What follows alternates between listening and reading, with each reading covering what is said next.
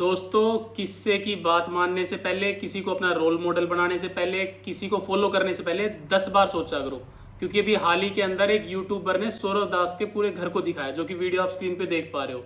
ये घर 1000 गज के अंदर है और ये घर क्रेटर कैलाश के अंदर है, जो कि साउथ दिल्ली का एक पोर्श एरिया है। जैसे गुड़गांव के अंदर डीएलएफ हो, वहां पे मिनिमम रेंट है 50,000 रुपए 1 BHK के।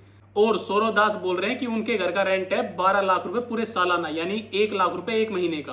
अब आप इस प्रॉपर्टी को देख के खुद बताओ कि क्या ये प्रॉपर्टी 1 लाख रुपए एक महीने के रेंट के लायक है? क्योंकि कम से कम ग्रेटर कैलाश के अंदर जो रेंट चल रहा है, मिनिमम 1000 गज के इस घर का मिनिमम रेंट गिरे से गिरे 5 लाख से नीचे नहीं होगा मंथली। और सौरव दास बोल रहे हैं कि मैं तो 1 लाख रुपए रेंट देता हूं इस घर के। और इन्हीं के एक बार कहने पे प्रोटेस्ट के अंदर जंतर मंतर पे हजारों बच्चे आ जाते हैं। भाई बच्चों, हाथ जोड़ के निवेदन है, जिसको भी फॉलो कर रहे हो, जिसकी भी बातें मान रहे हो, एक बार उसका बैकग्राउंड चेक कर लो कि कौन उसको फंडिंग कर रहा है, क्या उसका बैकग्राउंड है। ये ना हो कि आपके सर के ऊपर कदम रख के वो एक लीडर बन जाए, और जो कि हमने उसकी मेंटेलिटी मंशा तो पता ही नहीं है कि वो चाहता क्या है और कौन उसको फंडिंग कर रहा है। ऐसा ही सेम सिचुएशन हुई थी अरविंद केजरीवाल और मनीष सिसोदिया के साथ। वो अन्ना हजारी जी के लेफ्ट और राइट में कब अनशन में आके बैठ गए और कब रातों रात उनका नाम हो गया, किसी को पता ही नहीं चला। उससे पहले वो क्या कर रहे थे, कोई पूछने वाला ही नहीं है।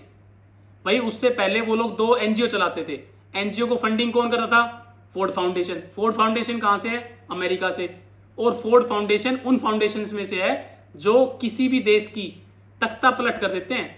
मतलब इतना पावरफुल है उस लेवल का। मतलब इस चीज के अंदर कोई बड़ा IQ लेवल नहीं चाहिए होता है, सिर्फ बहुत बेसिक सी चीज है कि जिसको हम अपना लीडर मान रहे हैं, जिसकी बातें मान रहे हैं, सिर्फ उसका बैकग्राउंड चेक कर लो, वो देश के हित में है भी नहीं है। मतलब ये सिचुएशन होगी कि कल को कोई भी लीडर आएगा और हम उसको फॉलो कर लेंगे, बस उसकी कोई बात हो जाए। भले ही वो हक की बात कहे हमारे, भले ही वो सही बात कहे, लेकिन फिर भी उसका बैकग्राउंड चेक करना जरूरी है। प्लस उसकी मंशा, उसको कौन फंडिंग कर रहा है, ये बात पता होना चाहिए हमें।